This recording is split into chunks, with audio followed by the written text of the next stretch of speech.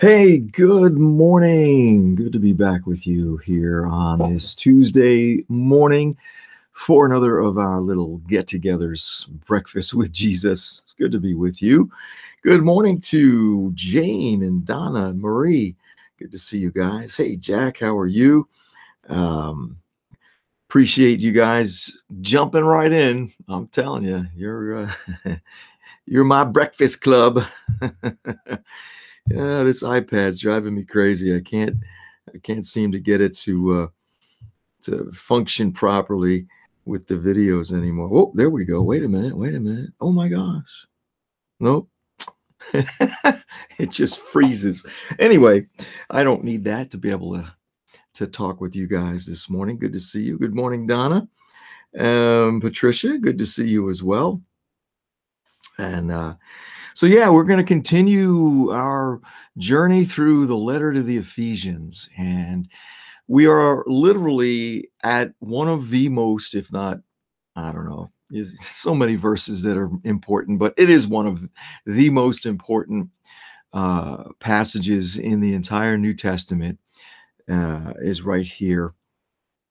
And I was thinking about it this morning, and I don't know if you've ever considered what motivates God. You know, I mean, we all understand, that as humans, that there are things that motivate us, right? We have certain things that are important and that we want to accomplish, or that we want to see happening, in our lives, and or things that are just important to us, that motivate us to do whatever we do, right? Well, what motivates God?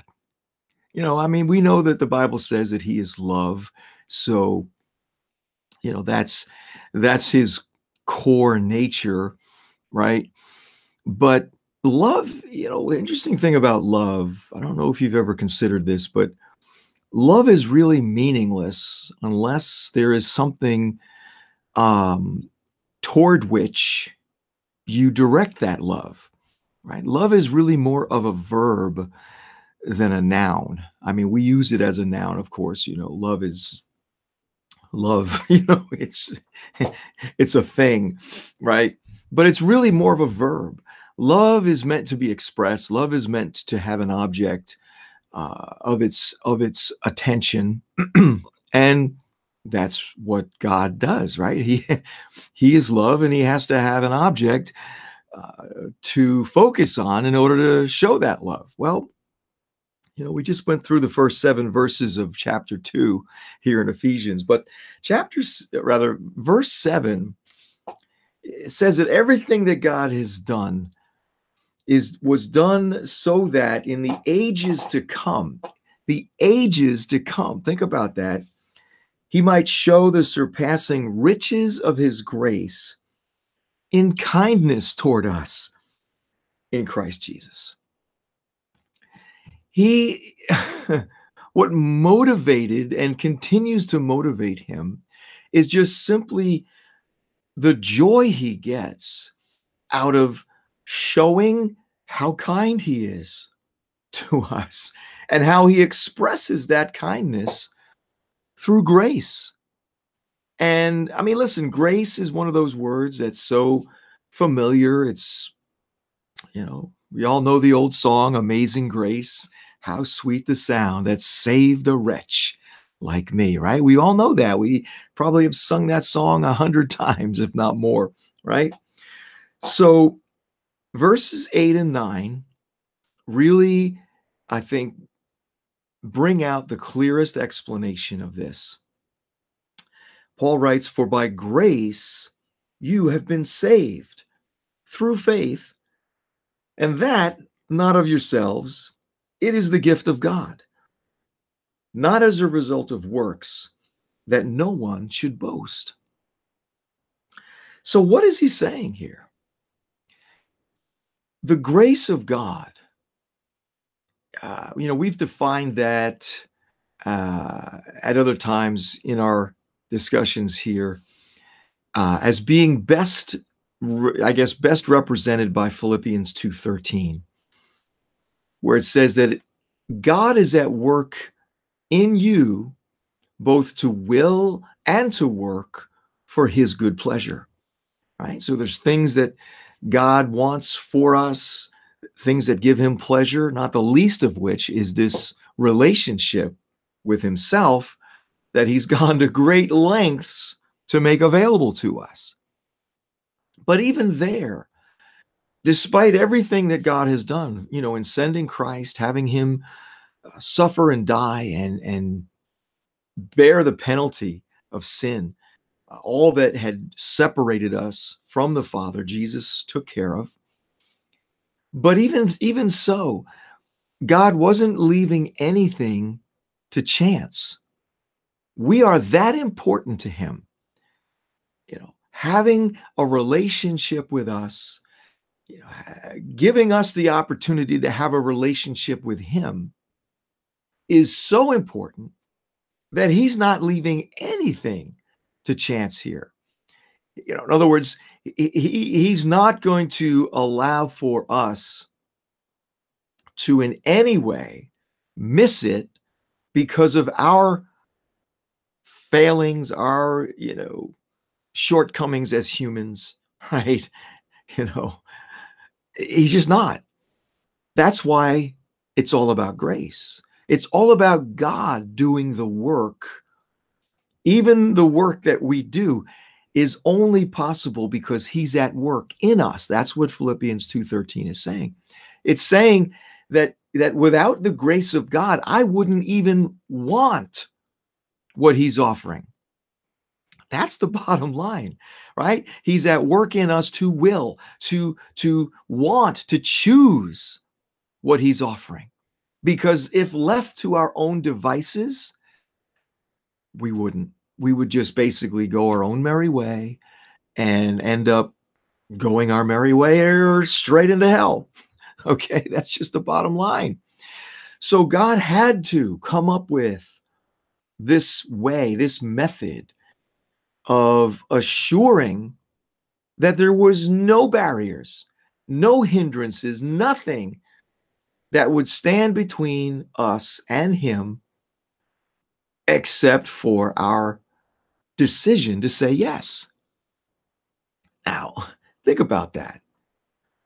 It takes no strength, no effort, no ability on my part to say yes.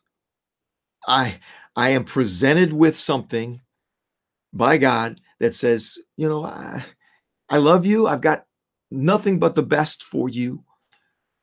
And I want us to have a relationship.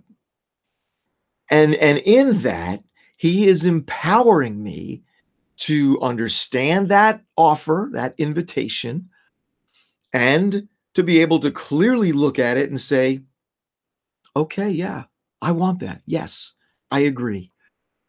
Okay. That's the extent of my involvement in this. He's done everything else. In order for us to know him, in order for us to walk with him and have this relationship, he has literally done everything necessary. I mean, it's almost mind-blowing to think about because as humans, right, we have a propensity, a desire to want to do something to earn it. We want, I got to do something to deserve this thing. I mean, you just can't give me all of this for free, right? That's kind of our response many times. It's like, no. I have to do something. It's not right that you're being so nice to me, right? Why? Because we know how messed up we've been. We know how messed up we may still be. And to think that God is saying, no, it's okay. I love you. I'm okay with the fact that you're not perfect at this point, and I'm willing to work with you on that basis. It just messes with us because we're in a world that believes that you have to earn your way in life, right? You've got to merit it. You've got to deserve it. You've got to work for it, right? And God is saying, no, take a chill pill. There's nothing that you could do to earn this relationship with me. There's just nothing, right? When Paul writes about this here in Ephesians 2, 8 and 9, right? He says that it's by grace that we've been saved through faith, and that faith is not even of yourself. It is the gift of God. We don't even have the ability to muster up the faith to believe in him when he tells us, come on, come and be my child. Okay, that's what Jesus came to do for you, is to make it possible for you to say yes and come and be my child. We don't even have the faith, the ability to believe that apart from his grace, apart from his empowerment, right? He makes that possible for us to just say yes to him, okay? And then Paul says that it's not as a result of works.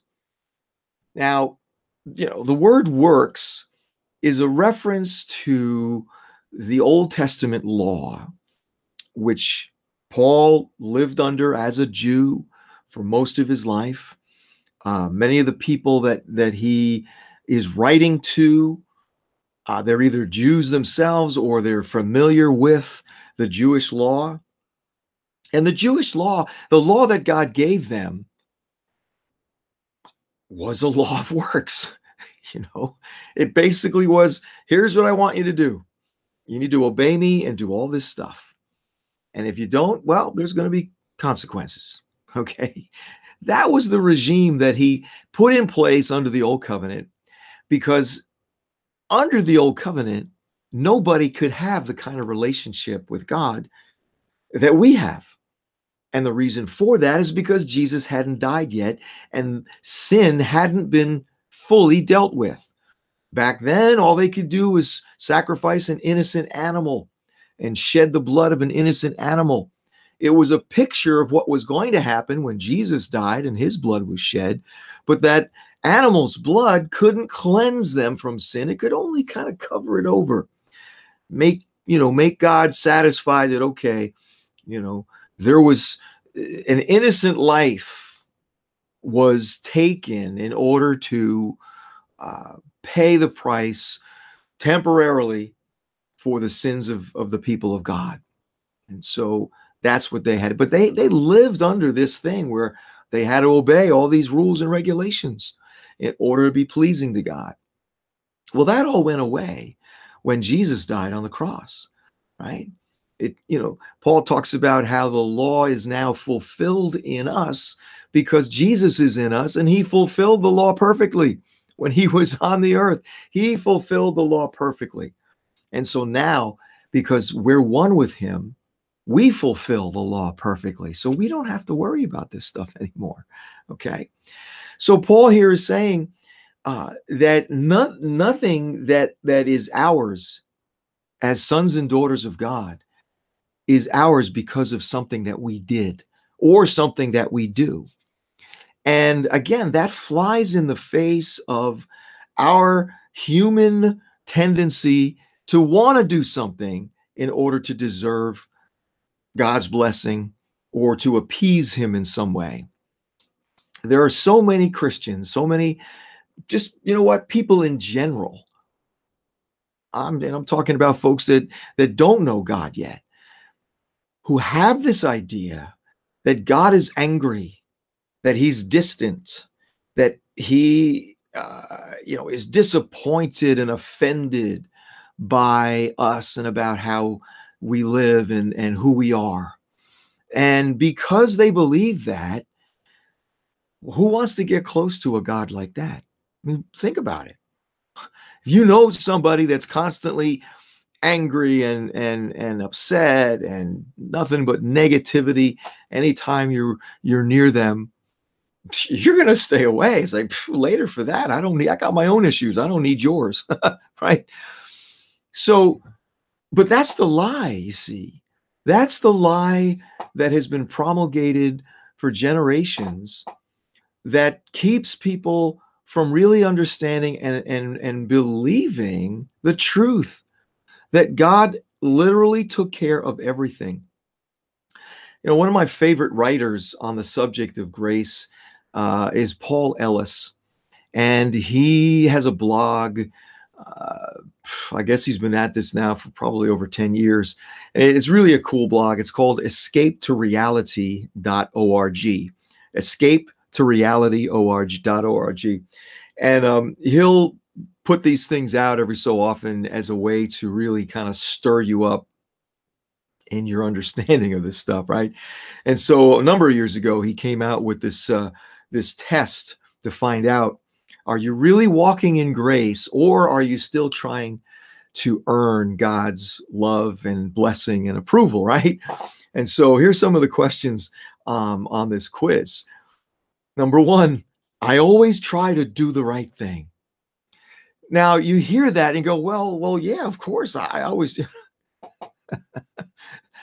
But why? Why would you try to do the right thing unless you believe that if you don't, that somehow God is not going to love you, he's not going to bless you, he's going to, be angry with you? You see, I don't know if you are a Star Wars fan, but I always remember that little line that Yoda speaks when Luke is trying to learn the ways of the Force. And he's getting frustrated, and he says, "I'm trying." And Yoda says, "There is no try, just do." Right? And that's really what we're talking about here. We just get to live in this relationship with him where we never have to try to impress him. We never have to try to show him that somehow we deserve what he has for us. I know this is going to blow your mind. It's going to mess with your mind, but he doesn't want that kind of relationship with us. We've been born into a relationship with him as sons and daughters. Now, I've got kids, maybe you have kids, or maybe you are familiar enough with having children that you can understand this idea where, what kind of parent would I be if I required my children to prove to me that they deserved my love every day? If you don't do X, Y, and Z, then you don't deserve I'm not going to feed you. I'm not going to do, you know what I'm saying? I mean, what? That's child abuse. My kids would have been taken away from me if I had treated them in that way. Yet we ascribe that kind of an attitude to the best father in the universe. We were born into this relationship with him. That's what it means to be born again. We're now sons and daughters of the Father because he wanted us to be his sons and daughters. And there's nothing that we could have done to make that happen. And there's nothing that we can do to continue that. It's a done deal. I'm his son no matter what I do. Now, it doesn't mean he's happy if I do stupid things. It doesn't mean that he wants me to go off and be foolish, right? Because that's not who I really am. He wants me to be who I really am, which is a son of God. And the behaviors that go along with that reality are mine. I get to be a son of God and act like a son of God, not because he's forcing me to, but because that's who I am. It just comes naturally to be a son of God. And that's what we're talking about. There is such an ease to this that once you understand it, it's like, oh my God, I mean, I can enjoy life again. I can enjoy just hanging out with God and not have to worry about whether he's pleased with my behavior, whether he's pleased with, did I do enough today? Did I pray enough? Did I read the Bible enough? That whatever. There is no try anymore. There is simply doing who you are. And this is just the first question in this thing. So I think I'm going to continue this for a while because there's things here that we need to be challenged about, in our understanding of what this amazing grace is all about. Okay. We get to be who we really are, and to do it in such a level of freedom that it really is mind-blowing, And once you understand that, it's like, oh, this is who I am. You don't want to do the other stuff. You don't want to be stupid. You don't want to be foolish. You don't want to be out there doing things that don't uh, that aren't consistent with who you really are.